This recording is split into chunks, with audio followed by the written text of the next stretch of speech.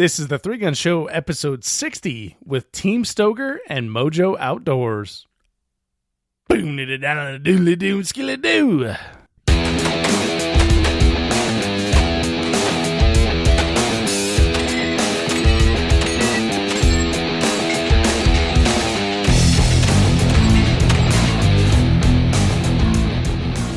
Welcome to the 3-Gun Show. I'm Dave Hartman, your host, and we are standing here in the Stoger booth with the Yackley 5. We've got Mike Morgan and, of course, Ryan Muller. How you doing, everybody? We're great. Good.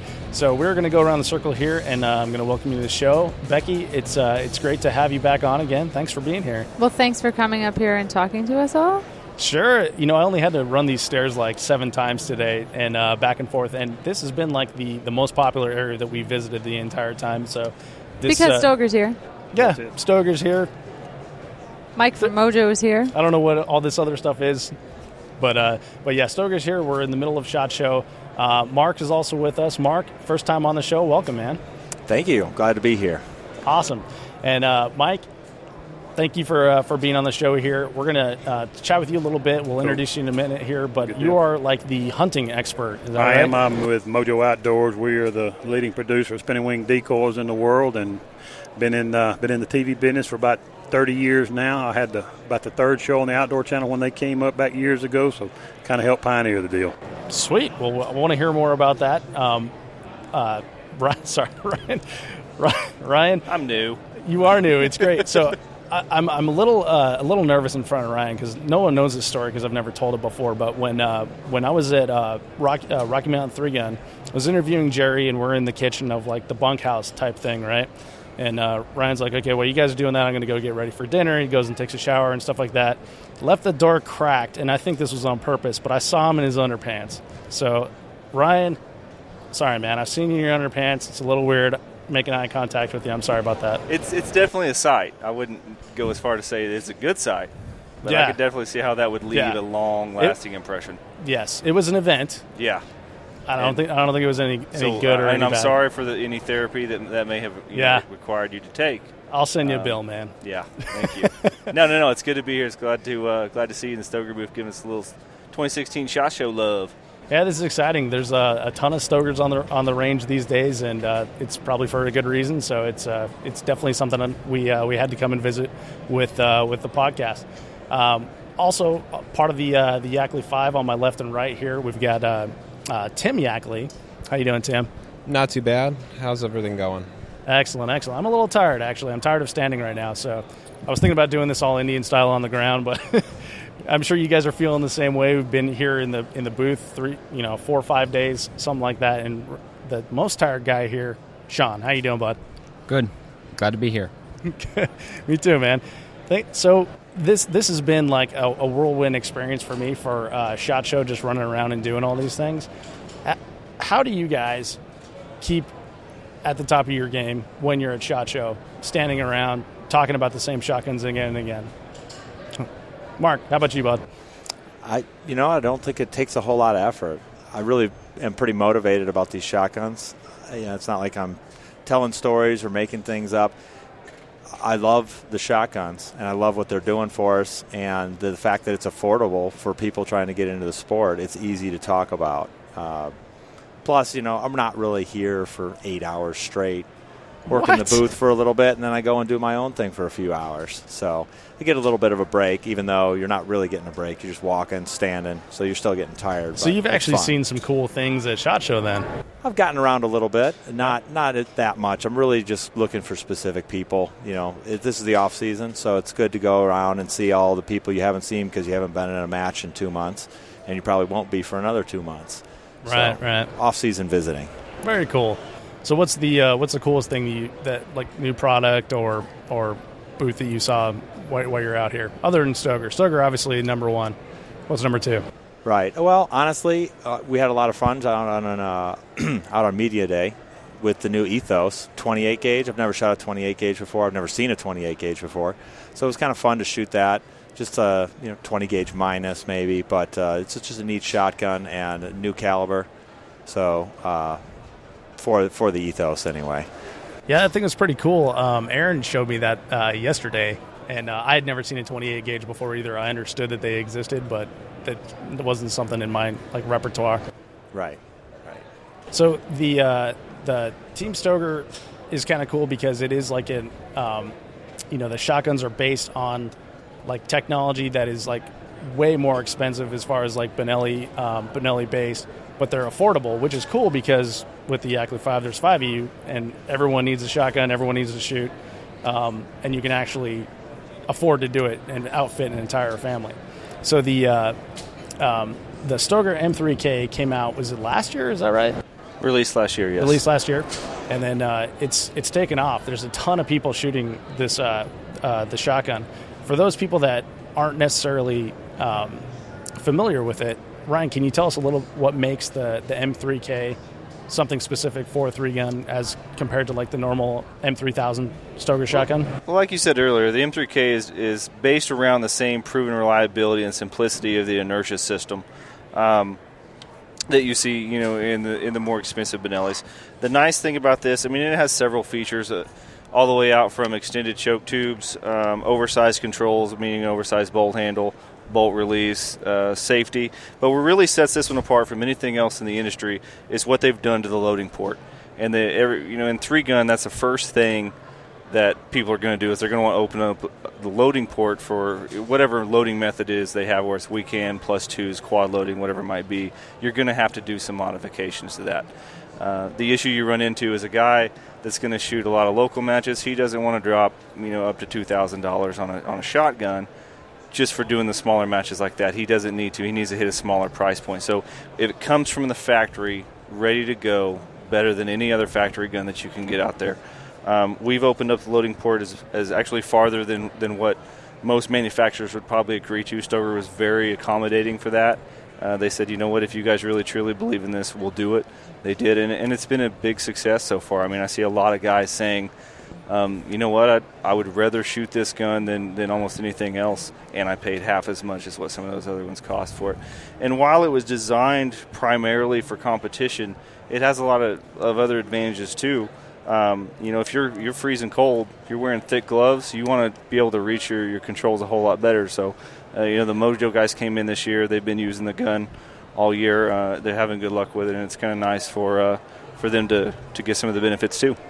That's pretty cool, Mike. So you've been using the M3K in some of your hunts? I've been using the 3500. We got hooked up with Stoger last year, and tell you the truth, we were trying to get hooked up with Benelli, and they said, we're kind of full, our family's full in Benelli, but we need some love over in Stoger. So I said, I'm not going to tell anybody that I enjoy something and I shoot something if I don't actually do it and I don't, and I don't believe in it. So I said, send me some shotguns. They sent me a 3000, a 3500 out before duck season last year.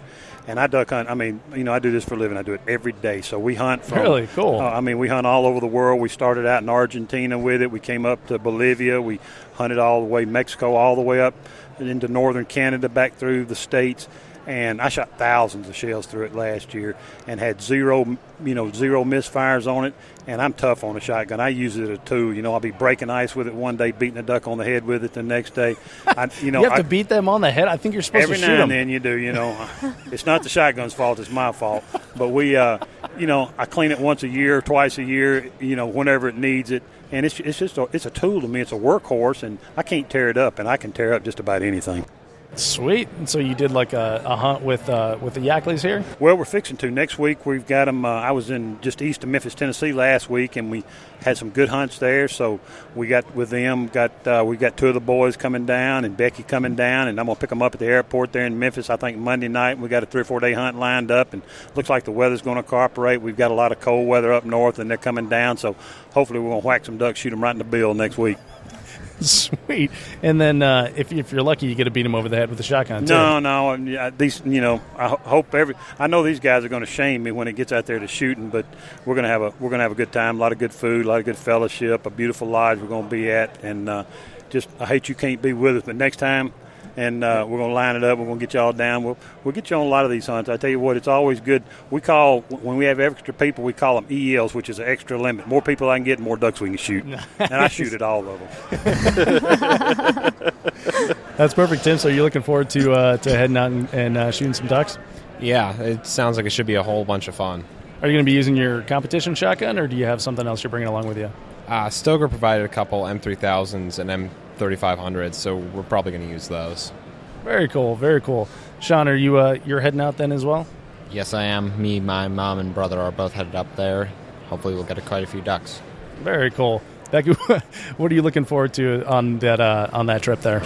Well, I would say whacking ducks on the head, but But apparently we can't do that. But We're going to apparently we have can't them out do in that. some waist-deep water and ice-cold water and waders, and I think this is going to be their first time in waders. So Yeah. it's going to be we got a little obstacle course to run them through, see how it's going to work in there. It's going to be a lot of fun. it should be. And I figure if Sean doesn't do what we tell him, we can make him duck underwater and get wet and cold. Sean, are you the one that they always have to worry about? Not particularly, but I will not be looking forward to the cold. Now, your mom's nodding her head over there, so that must mean that you are the one they have to worry about. Wow. Sean's good with guns. We just don't trust him with other things. Oh, is this the cut and stitch story? Yeah, we won't tell it. Okay. We won't tell it. It's not bad. It's just funny. But we won't embarrass him. So what else is Team Stoger looking forward to this year as far as like matches, exciting expeditions with Mike here and things like that? So last year we had a really good year for Team Stoger. It was our first year as an official, would you say, Ryan? Official team? Yeah. Yeah. And we had some finishes that were awesome. Tim's got the first match win at a big major 3-gun match with the Stoger. So that was kind of an accomplishment because he's not competing against, just Sean and I. There's people like Daniel Horner, and Ryan's not so bad. I went open. I held my own in a different division, but Yeah. So still, Timmy here beat us all, so that was very impressive to see. Yeah, and that's something that because the team is growing, and the same with Team Benelli, because there are enough people on it, they're trying to hit some of the different divisions, I think, this year, and shoot not just TAC Ops, which was what we normally shoot, but open and maybe some people shooting heavy. Yep. And it's kind of not necessarily on the topic of 3-gun, but I'm looking to do things outside of necessarily just our shooting sports. So we're trying to work on a little bit of legislative stuff, getting women and educating and doing some projects out on the Hill and really getting the face of the industry to maybe change in the public's eye a little bit on who they might think we are, and let them know that we're just ordinary citizens. We're moms, we're kids, we're fathers of a bunch of boys, or like me, people that grew up hunting, and just let them know that everybody's not some crazy in a cut off flannel shirt and a pickup truck or something. So cut off flannel shirts are bad? No, I've got one. I've actually got a flannel hat. You have a pickup I truck, got yelled too. at just the other day. She's like, "You are so redneck." I'm like, come in, I've got a cut off shirt and overalls and a flannel hat on. So I'm happy. That's it. People look That's it. at you funny in Tulsa, Oklahoma, but I'm still happy. So what does that outreach entail? Is that like trips to DC, or are you? There's going to be several of them. I think Becky and my wife Diana, she's doing a lot more of that than I am. She's the organizer. She really has a heart for doing that and changing things. So working with different organizations or many of your legislators, or getting several women, maybe even one from each state to go out and talk to their legislators a little bit. But Becky can tell you a whole lot more about that. Right. So we went out to DC in December, and you might have seen a few posts here and there on Facebook. But Yeah, I sure did. basically, we were talking with some of our representatives about the Second Amendment, and 2AO Second Amendment organization is who was kind of our guide, helping us figure out where are the buildings we need to be at and where are we going. Because that's kind of like It's daunting daunting. to try to deal with. It I mean, is. even though they're like our representatives, it's like, where do I go? Yeah. How do I get there? Right, and it was a good experience, and so we hope that we can go back this year, and Di's plan is to get enough women that can be sort of leads and encourage them to have other women come out, and if you're in the area, stop in and see your representatives and share your feelings on shooting, the Second Amendment, hunting, all of that. Very cool, very cool. So is that like something you guys have organized? Is this something you're looking? If you want to find more out about it, I would get on Facebook and message Di or myself, but Di's primarily the person that I would message, and shoot her a message on her Facebook page. Very cool, very cool. And Mark, so what are you looking forward to most this year? I'm personally just looking forward to living at home, got to switch jobs recently, so going to be living back in Wisconsin with the family and not doing quite as much travel. I was really flying about every week for the last 2 years, and so It was very, very taxing. Work a night shift, get off at 6, jump on a plane at 8, fly home, work for 3 days, come back, lather, rinse, repeat. So I'm just looking forward to being at home and maybe having a little bit more time to catch up on the last 2 years worth of honey-do list and all manner of things that are required around a house in the country. So, and then keep them going with the reload and maybe even get to do some practice this year. So. Maybe practice, huh? Maybe practice. So yes. Does that mean then you're going to be able to get to more matches? I wouldn't say it was probably more matches than last year. Probably be about the same amount, but I'll know ahead of time that I'll definitely make it to certain matches since I can actually have my vacation scheduled and know that I'm going to be able to be there. So that's a bigger advantage, whereas before it was always up in the air. The Marine Corps has a tendency to go, oh, wait, the plans change. We really need you all of a sudden. So away goes your off week, and you just got to deal with it. So right on. So a little bit more stable schedule. Right, exactly. So then what match are you looking forward to hitting up most this year? The match I wish was happening this year was Task Force Dagger. So that's my favorite match of all time, and I hear rumors that it may be coming back, so I'm looking forward to that. But if it's not if not Task Force Dagger, Blue Ridge Mountain is my favorite match in existence at this time. So nice. No doubt about it, if I could only shoot one match a year, it would be that match. Sweet. I hear a lot of great things about that match. It sounds like a very physical and taxing match. One thing Mike just mentioned is that he's going to put your family through an obstacle course, so maybe we need to get Mike over and shoot that match. Oh, look, I'm too fat and old for that. Leave it up to the younger ones. Yeah, that's it's interesting. There's a ton of people at the matches, fat and old, and they all smoke me on the range too. So it's just practice. Awesome. So, Tim, what are you looking forward to most for the 2016 season? It's probably going to be kind of like my dad, mostly Blue Ridge, but just, getting out there. This is going to be my last year as a junior, so I'm going to try and do the best I can and just, yeah. So what does your practice schedule look like? You've reached a pretty high level of proficiency in 3-gun. So what kind of a practice schedule or regimen does it take to get there? Really just keep practicing. Whatever you're doing, just keep doing it. And when you come home from a match or on your way home, write down what you think you could work on. Write that down, go back, practice it, and just keep practicing. How about dry fire? Well, practicing, dry fire, kind of the same thing. Dry loading? Yeah, all these things that he doesn't talk about. Yeah, he's pretty good actually, because we have a shotgun generally in the corner and dummy rounds, and he's pretty good about picking it up almost daily and practicing. Yeah, you just walk through the house, try to navigate through the lamps and couches and everything, and load like you're on a stage. Pretty much, get a bit of loading on the move, running around the house, just that kind of stuff. Well, cool. Well, Sean, is that something that you do as well? Do you stick to a lot of practice, or you just kind of run by the seat of your pants? I don't do as much practice. My belt, it's usually just taken apart in several different bags for the whole trip. But yeah, I should probably do more practicing. Right on. So is that something that you want to do more this year, or are you just I'm happy with where I'm at and I'm going to just keep going?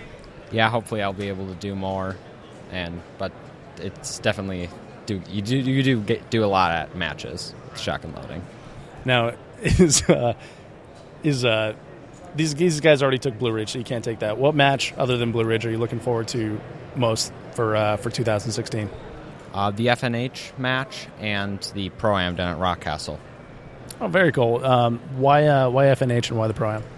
Well, it's fairly unique as far as with the location, and it's more like Blue Ridge compared to some of the 3-gun matches. It has some long range shooting, and the Pro-Am, it's closer to us. We get to see a lot of our friends there as they shoot it every year, and it's also a very fun match.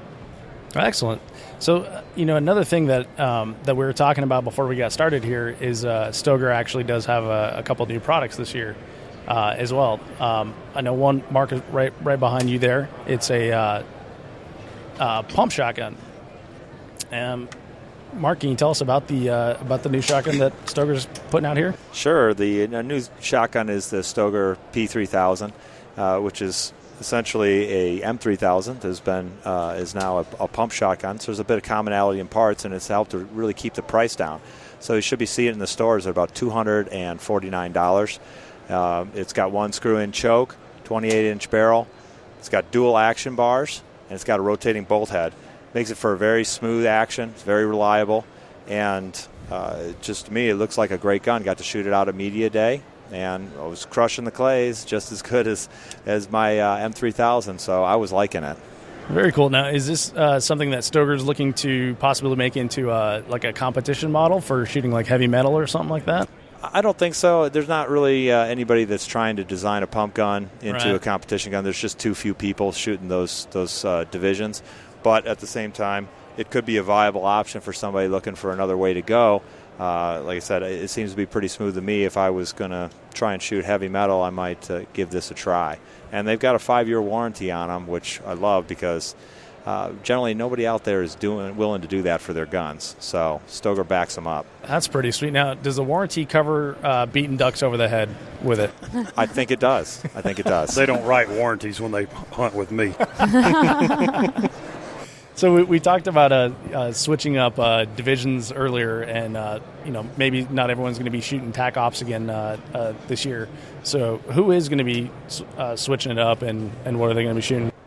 I'm thinking about jumping into open a little bit. I did that last year a couple times, and I don't necessarily have all the cool new open gear, but I loaded my shotgun up and put a bipod on my rifle and just kind of seen how it went. And I was 5th at Rocky Mountain, 5th overall, and then I won Blue Ridge. So those were the 2 that I did open in. So it worked out pretty good. So if I ever catch Jerry, crazy guy, if I can ever get past that hurdle, that'll do something. But as long as I'm up there and with the top of the guys, I'm going to continue to maybe dabble in that a little bit. You got to get some of those sweet sticks like Jerry has to load a ton of shells. No one does that like time. Jerry. It's one of them things you accept. Like, no one loads like Jerry with those sticks. So I have to try something else, whether it's an X-Rail or a 32-round mag tube or something, pogo stick. I don't know, something.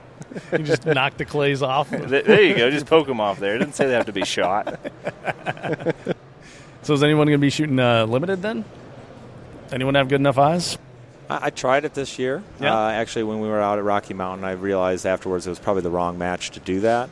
But there's a lot of long-range targets. There's a lot of long-range targets, but really there's just difficult presentations, and they don't always stand out.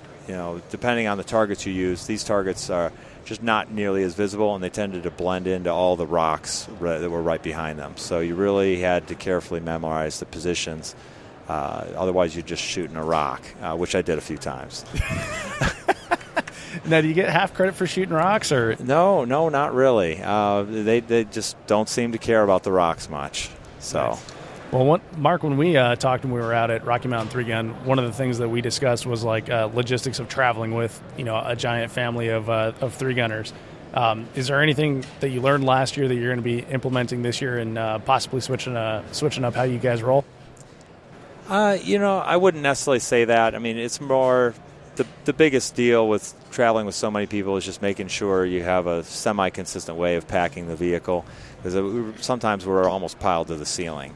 And so you got to still have space to fit the kids in there somewhere. And your a few belts. Snacks. Yeah, and the belts. So we left for quite a few trips where we got there. We're like, you got that stuff in the car? You got the belts? You got the guns? Everyone's pistol? And you go, yeah, we're sharing a belt.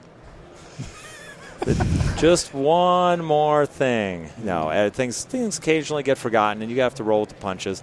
But at least there's enough people with duplicate gear that you should be able to find a way to still make it happen. So, yeah, we've shared pistols, we've shared belts, and sometimes we share rifles and shotguns on purpose just because who has space to take 5 rifles and 5 shotguns? I can always fit 5 pistols, but the other stuff it gets to be a little bit bulky by the time you pack it in all those cases. Yeah, it's pretty clever when you start thinking of like we're going to be sharing a shotgun, so I don't have to bring an extra one. Kind of nice, and you don't have to clean it as well. But the the sharing of shotguns and rifles is pretty cool. Now, do you then match yourself with a child and just stick that way, or is it just pass it around? No. Typically, we'll pick which weapon we're going to use. Most times, Tim and I are sharing our weapons. We similar ways of thinking about stages. Usually, come up with a similar game plan as far as running the stages, so it's a lot easier. And then with the scopes, we make sure they're sighted in properly, and we'll memorize our holds for each stages. Then we can sit there and kind of quiz each other, look out over the array. Like, hey, that one's, top of the 3, bottom of the, 2 at the bottom of the target, and you bracket between the 2 and the 3 on this one, and you just kind of work your way through the stage, and helps you memorize what you're going to be doing when you're actually shooting. Cool. I like that idea. And, one of the other things I got to watch you guys do at Rocky Mountain was share ammo, because someone forgot his mag when he went to the line. And I think that was you.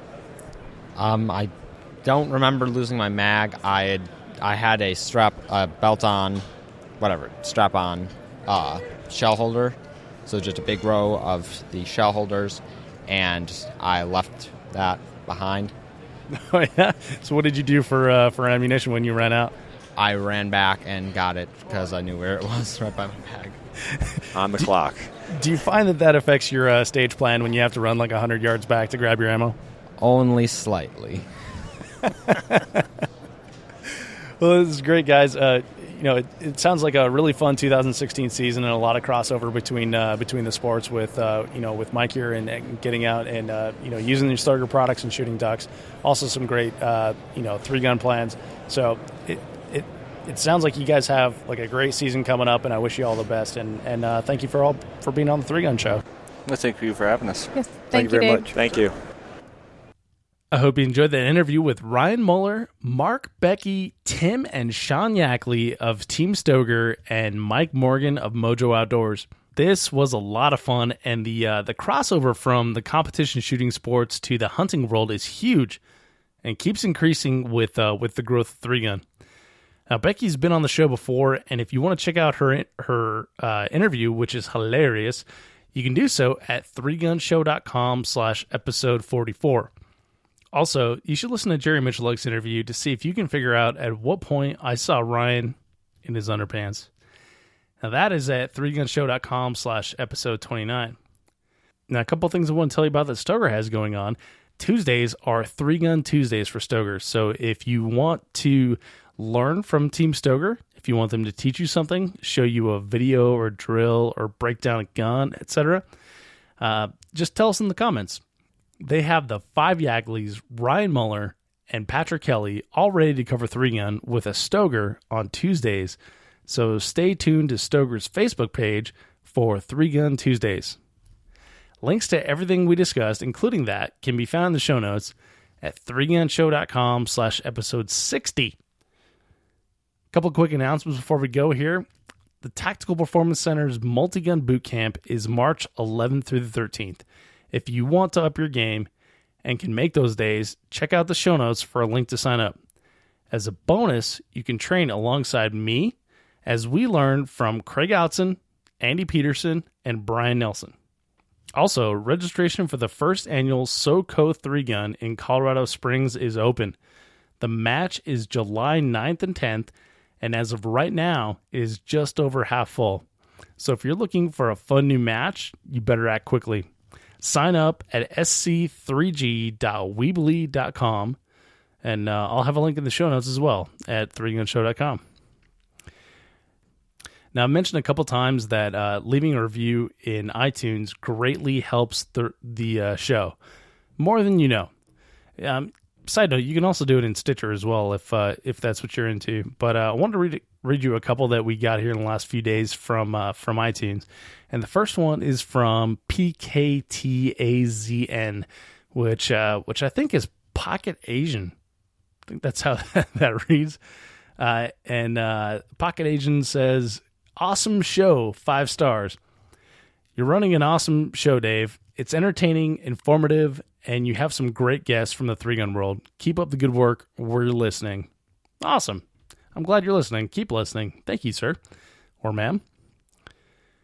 Next one is from Half Cocked Otis, and he or she says, one of the best podcasts, 5 stars. Keep up the great work. This podcast has the perfect blend of guns and comedy. Wow. Thank you. That's such an awesome review. That means a lot. Thank you so much. And finally, we have one from Happy Dad 78. And he says, the best 3-gun resource out there, 5 stars.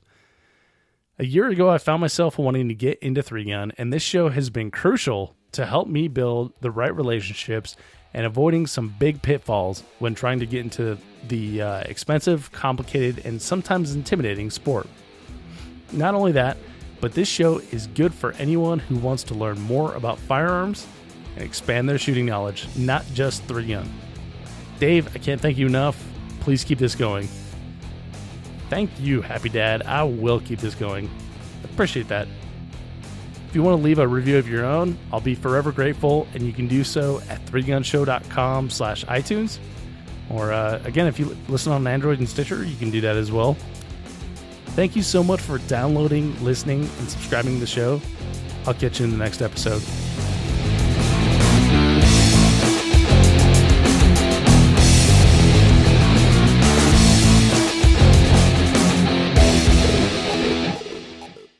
If you are finished, unload, show clear.